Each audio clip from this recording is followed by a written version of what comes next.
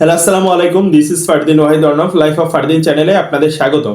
আজকে আমি আলোচনা করতে চাচ্ছি কি কারণে আপনারা ভারতের ভিসা থেকে 1 বছর, 3 বছর, 5 বছরের জন্য নিষিদ্ধ হতে পারেন। এই ব্যাপারটি সবাই অবশ্যই খেয়াল করবেন আর পুরো ভিডিওটি অবশ্যই দেখবেন, জানি আপনাদের কোনো ভুল না হয় বা এইসব বিপদ থেকে জানি আপনারা পরবর্তীতে সেফ থাকতে পারেন। এর জন্য অবশ্যই পুরো ভিডিওটি আপনাদের দেখতে হবে। আর হ্যাঁ, যদি কেউ সাবস্ক্রাইব করে না থাকেন আমার চ্যানেলটি অবশ্যই সাবস্ক্রাইব করে দিবেন, জানি এইভাবে ইনফরমেটিভ ভিডিওগুলো আপনাদের মাঝে আমি খুব সুন্দরভাবে পৌঁছে দিতে পারি। কথা না বাড়িয়ে শুরু করা যায়। আপনারা ভারতের ভিসা থেকে কিছু ভুলের কারণে 1 বছর, 3 বছর, 5 বছরের জন্য আপনারা নিষিদ্ধ হতে পারেন। তো সেই ভুলগুলো আজকে আমি আপনাদের বলে দিব। এই ব্যাপারটি নিয়ে ভারত হাই কমিশনের যে পোর্টাল আছে সেই পোর্টালের মধ্যে ওইখানে খুব সুন্দরভাবে বলা আছে যেসব ভুল আপনারা করতে পারবেন না। তার মধ্যে একটি ভুল হলো, আপনারা যখন আবেদন করেন খুব সুন্দরভাবে, কেউ মেডিকেল ভিসা আবেদন করে, কেউ ডাবল এন্ট্রি ভিসা আবেদন করে, কেউ বিজনেস ভিসা আবেদন করে। এইসব ভিসা ক্যাটাগরি কেন আপনাকে ডিফারেন্ট ভাবে করে দেওয়া হয়েছে? আমরা ট্যুরিস্ট ভিসায় গিয়ে সেখানে বিজনেস রিলেটেড কিছু করতে পারবো না, আমরা ট্যুরিস্ট ভিসায় গিয়ে মেডিকেল রিলেটেড কিছু আমরা করতে পারবো না। আমরা কেন করব সেটি? কারণ আমরা ট্যুরিস্ট ভিসায় গিয়ে দেখাইতে পারবো আমরা মেডিকেলের কাজ করতে পারবো, আমরা বিজনেসের কাজ করতে পারবো, আমরা এম্বাসি ফেস করার কাজ করতে পারবো, সব করতে পারবো, কোনো সমস্যা নেই। কিন্তু এগুলো তাদের ল অনুযায়ী এগুলো ইলিগেল, এগুলো লিগেল না মোটেও। তো সেই ক্ষেত্রে আমাদের এই ব্যাপারটি বিবেচনায় রাখতে হবে। আমরা যখন অ্যাপ্লিকেশন করব তখন অবশ্যই আমাদের মাথায় রাখতে হবে আমি কি কারণে ভারত যেতে চাচ্ছি।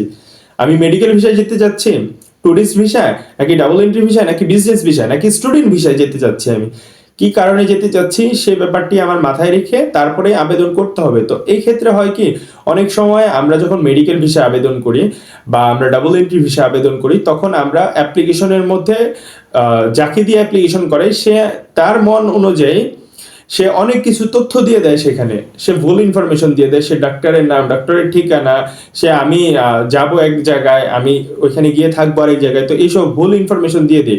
তো এই যে ভুল ইনফরমেশন দিলাম আমি, সেই ইনফরমেশনগুলো কিন্তু আমি যখন ভিসা পাবো সেই অ্যাপ্লিকেশনের উপরে, সেই অ্যাপ্লিকেশন কিন্তু তাদের কাছে ডাটা রয়ে গেছে। তো সেই ডাটাটা যখন নাকি তারা পুনরায় ইমিগ্রেশনে চেক করে তখন কিন্তু আমরা ধরা পড়ে যাই। যেমন কিভাবে, আমি আবেদন করছি আমি ডাক্তার দেখাবো ব্যাঙ্গালোরে গিয়ে, তো সেখানে আমি ডাক্তার দেখাইছি দিল্লিতে বা কলকাতাতে। তো এই যে ডাক্তারের রিপোর্ট বা ডাক্তারেরই, তো সেক্ষেত্রে পরবর্তীতে যখন নাকি ইমিগ্রেশন অফিসার আমাকে দেখবে বা জিজ্ঞেস করবে, আমার ফাইল দেখতে চাইবে, তখন কিন্তু আমি সে ব্যাঙ্গালোর অ্যাড্রেস দিতে পারবো না বা ব্যাঙ্গালোর কোনো ফাইল তাকে দিতে পারবো না। তাকে আমার দিল্লির বা কলকাতার ফাইল দিতে হবে যেখানে আমি ছিলাম বা দেখিয়েছি। এক্ষেত্রে আমার ওইখানে বলা আছে খুব সুন্দরভাবে আমি 1 বছর, 3 বছর, 5 বছরের জন্য নিষিদ্ধ হতে পারি। এটা ডিপেন্ড করতেছে আপনি কতটুক ইলিগেল কাজ করছেন। পরবর্তীতে আরেকটি যেটি ব্যাপার আছে সেটি হলো, অনেকে আমরা ডাবল এন্ট্রি ভিসাতে গিয়ে থাকি। ডাবল এন্ট্রি ভিসাতে যখন নাকি আমরা ঢাকা থেকে বা সিলেট থেকে, ঢাকা আইভ্যাক সেন্টার বা সিলেট আইভ্যাক সেন্টার থেকে যখন নাকি আমরা ভিসাটা নিয়ে থাকি, তখন সেখানে ডাবল এন্ট্রি ভিসার মধ্যে আমাদের স্পেসিফিক ভাবে ওইখানে বলা থাকে যে আমি কি কারণে যেতে চাচ্ছি ডাবল এন্ট্রি ভিসাতে। আমি এম্বাসি ফেস করার জন্য, কোন দেশের এম্বাসি ফেস করার জন্য যাব। প্লাস ওইখানে লেখা থাকে যে আমি প্রথম স্টেতে 15 দিনের বেশি সেখানে থাকতে পারবো না। তো আমরা যখন 15 দিনের বেশি সেখানে থাকি, আমাদের 1 মাস থাকতে হয় বা 2 মাস থাকতে হয় বা 3 মাস থাকতে হয়, এটা ভিসা ক্যাটাগরির উপরে, সেটির উপরে আমাদের থাকতে হয়। তারা কি ডিসিশন দিবে? তো কেউ আমাকে কোনো এম্বাসি যদি 2 মাস 3 মাস পরে ডিসিশন দেয়, সেক্ষেত্রে আমার সেখানে থাকতে হবে। আর ডাবল এন্ট্রি ভিসা 3 মাসের হয়, আমি প্রথম স্টেতে 15 দিনের বেশি সেখানে থাকতে পারবো না। আর আমার পাসপোর্ট এম্বাসিতে জমা থাকে। তো সেক্ষেত্রে আমি কি করব? এফআরআর মাধ্যমে তারা, আমরা যারা কিনা ওইখানে 15 দিনের বেশি স্টে করব তারা এফআরআরও করব। এফআরআর মাধ্যমে তারা আমাদের কোনো সময় সময় বাড়িয়ে দেয়, একটি নির্দিষ্ট সময় 10 দিন, 12 দিন বা 15 দিন বাড়িয়ে দেয়। আবার কোনো সময় তারা এটি বাড়িয়ে দেয়, ঠিক আছে, কিন্তু তারা 10,000 রুপি থেকে জরিমানা শুরু করে। 10,000 রুপি, পরবর্তীতে 20,000 রুপি, তারপরে 30,000, তারপরে 50,000 রুপি পর্যন্ত জরিমানা করে। তারপরেও যদি আপনার ওইখানে বেশি দিন স্টে করা লাগে, পরবর্তী সময়ে আপনাকে ভারত সরকার বা ওইখানে ল হিসেবে 1 বছর, 3 বছর, 5 বছরের জন্য নিষিদ্ধ করতে পারে। তো এই ব্যাপারটি সবাই খেয়াল রেখে আমরা তারপরে ভিসার জন্য আবেদন করব। লাস্ট যে ব্যাপারটি বলবো আপনাদের মাঝে, তার আগে অবশ্যই আমার চ্যানেলটি সাবস্ক্রাইব করে না থাকলে সাবস্ক্রাইব করে দিবেন, লাইক দিয়ে কমেন্ট করে সাথে থাকবেন।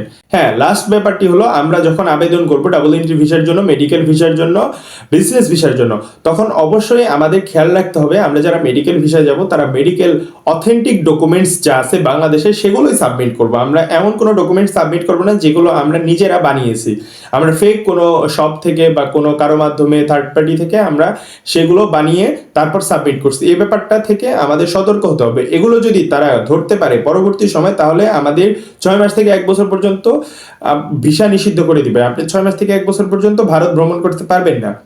ডাবল এন্ট্রি ভিসার জন্য যারা অ্যাপ্লাই করবেন তারা অবশ্যই খেয়াল করবেন, ডাবল এন্ট্রি ভিসাতে আপনি যদি এম্বাসি ফেস করেন তাহলে এম্বাসির অ্যাপয়েন্টমেন্ট আপনার সাথে থাকতে হবে, এম্বাসির যে অথেন্টিক ডকুমেন্টস আপনি ওইখান থেকে স্লট নিয়েছেন সেটি আপনার সাথে থাকতে হবে। প্লাস আপনি যদি যে দেশে যাবেন সেই দেশে ওয়ার্ক ভিসা যান বা স্টুডেন্ট ভিসা যান, স্টুডেন্ট ভিসার ক্ষেত্রে আপনার অফার লেটার সাথে থাকতে হবে, অ্যাকোমোডেশন লেটার সাথে থাকতে হবে, ব্যাংক সুইফট কপির সাথে থাকতে হবে। আর যদি আপনি ওয়ার্ক ভিসা যান সেক্ষেত্রে আপনার ওয়ার্ক পারমিট সাথে থাকতে হবে, অ্যাকোমোডেশন পারমিট সাথে থাকতে হবে, আপনার আদার্স যে সাপোর্টিং ডকুমেন্টস আছে সেগুলো অবশ্যই আপনার সাবমিট করতে হবে। না হ্যাঁ, এই ডকুমেন্টসগুলো আপনি অথেন্টিক সাবমিট করবেন, আপনি ইন্ডিয়ার ভিসা পাওয়ার জন্য সেগুলো ফেক বানিয়ে দিবেন না। কারণ এগুলো তারা যখন কিনা জাস্টিফাই করবে যে এম্বাসিতে মেইল করবে যে এটি ঠিক আছে কিনা, তারা যদি মেইলে রিপ্লাই দেয় এটা ফেক বা রিপ্লাই না দেয়, সেক্ষেত্রে আপনার পাসপোর্ট বা আপনি 6 মাস থেকে 1 বছরের জন্য নিষিদ্ধ হতে পারেন। তো এই ব্যাপারটি খেয়াল করবেন। আর বিজনেস বিষয় অবশ্যই আপনার বিজনেস ট্রেড লাইসেন্স থাকতে হবে, অথেন্টিক ট্রেড লাইসেন্স থাকতে হবে, আপনার অথেন্টিক বিজনেস আছে সেটি প্রুফ দেখাতে হবে, আপনার ব্যাংক স্টেটমেন্টে ওই পরিমাণ